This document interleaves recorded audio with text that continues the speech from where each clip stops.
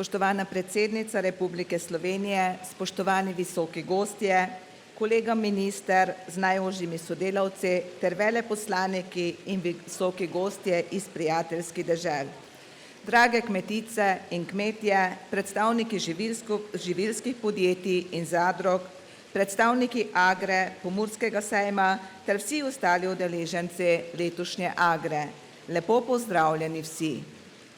Vesela sem, da ste si vzeli današnji dan za spoznanje novosti v slovenskem kmetijstvu, pa tudi v gozdarstvu in na živilsko-predelovalnem področju, ter za ogled sodobne opreme, kmetijske mehanizacije ter številnih dosežkov, ki se predstavljajo na sejmu.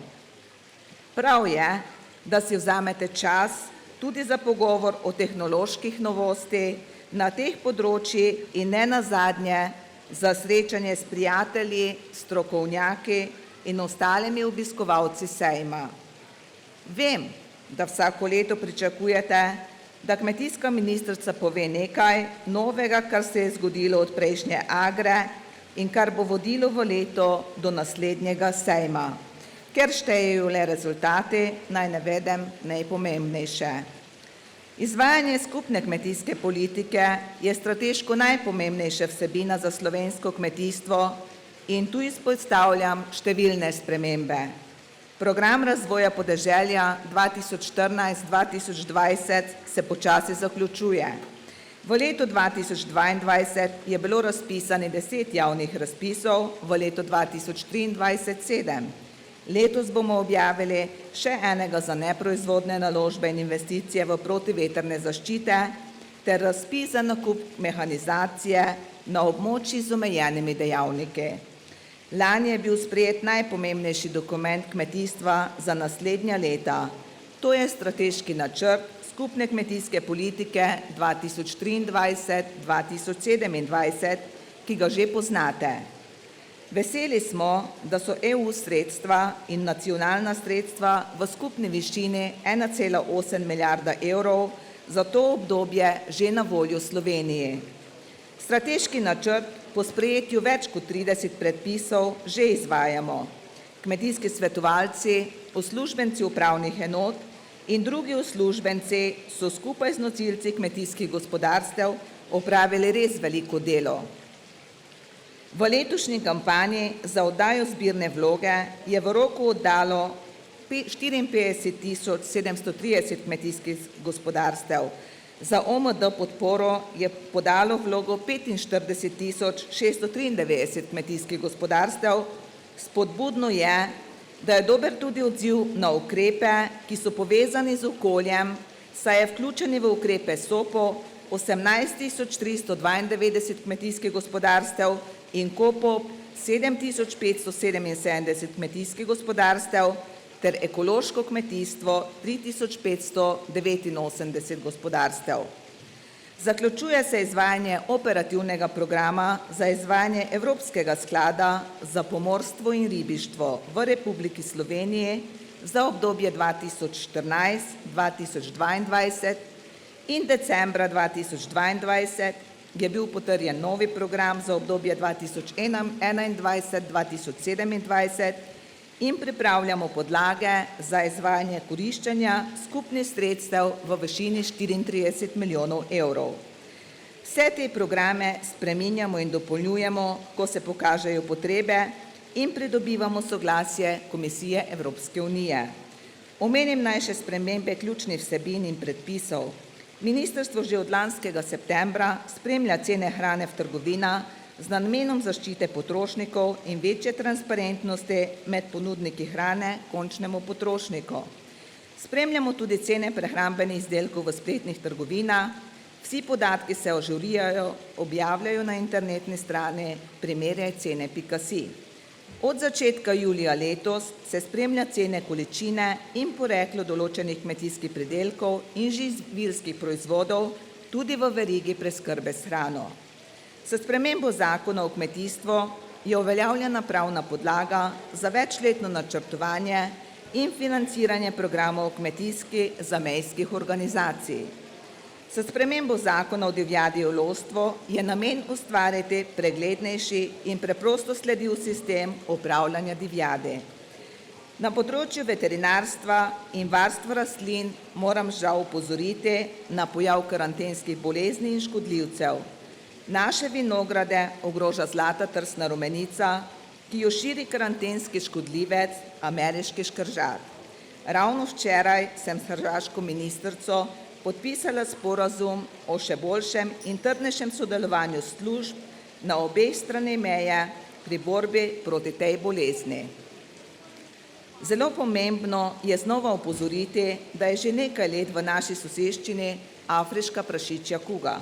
Zavedanje vseh in dosledno upoštevanje higienskih ukrepov na kmetijskih gospodarstvih je nujno. Sicer nam lahko grozi velika gospodarska škoda v prašičereji. Strokovne službe so na teh področjih posebej aktivne. V letu 2023 smo se soočili tudi s stavkovnimi zahtevami kmetov. Posledice so bile več mesecev trajajoči pogovori, kjer smo iskali skupno rešitev. Vzpostavljen je bil tudi dialog z Ministrstvom za naravne vire in prostor. Uspelo nam je dogovoriti pristop do Evropske komisije in uskladiti predloge prostovoljnih ukrepov za vsa 3 območja Natura 2000. Pogovori so tekli tudi o posodobitvi bonitiranja zemljišč, iskali smo rešitve pri upravljanju z divjadjo in zvermi in se informirali o drugih pomembnih kmetijskih vprašanjih. Vlada je mnoge stavkovne predloge upoštevala, predstavniki kmetijskih organizacij pa so imeli možnost svoje pomisleke glede spremenjenih pravil o omejevanju uporabe fitofarmacevtskih sredstev pojasniti tudi predstavnikom komisije ob obisku v Sloveniji. Spoštovani, očitno je, da podnebne spremembe že terjajo svoj davek tudi pri nas. Lansko leto huda suša, nato zima, brez snega in pozebe v spomladanskem času ter nedavno ujme. V Sloveniji zagotovo ni kmetijskega gospodarstva, ki je ne bi prizadela te razmere. Po programu odprave posledic škode zaradi suše v leta 2022 je že bilo izplačani 24 milijonov evrov. Letošnje ujme pa so bile nekajkrat hujše in škode bodo izredno visoke. A vseh izgub tudi ni mogoče zapisati v denarju. Nepredstavljivo je, da so nekatere kmetije ostale brez hiš, kmetijskih objektov, živali, mehanizacije in opreme in tudi brez zemljišč, ali pa so ta močno poškodovana. Kmetije na obsežnih območjih so ostale brez dohodka in iz dopolnilnih dejavnosti, s težavami v gozdarstvu, lesarstvu, čebelarstvu in ribogojništvu, da ne omenjam kilometre poškodovanih cest, dostopnih poti, vodooskrbe in ostale infrastrukture. Katastrofa je prizadela ljudi, njihove živali in tudi prosto živeče živali v gozdovih, v vodotokih in na kmetijskih površinah. Ogledala sem si prizadeta območja in spoznala številne kmete in kmetice, ki nam kljub težavam in hudim izkušnjam sploh ne razmišljajo, da bi zapustili svojo domačijo in nehali kmetovati. Ponosna sem na izjemno solidarnost in srčnost, ki ste jo pokazali sosedje v težavah ob neurju, ko ste reševali gola življenja in v dneh, ko se je voda umaknila in je ostalo opustošenje, ko v stiski pomagate s krmo, nastanitvijo in prečiščenju kmetij. Prepričana sem, da se bo taka solidarnost še nadaljevala.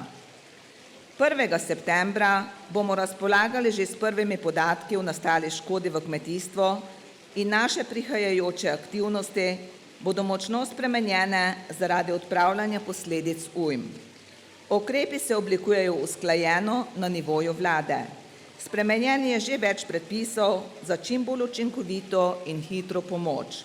Sredstva iščemo tudi v rezervah, ki so na nivoju EU in računamo na njihovo dodelitev.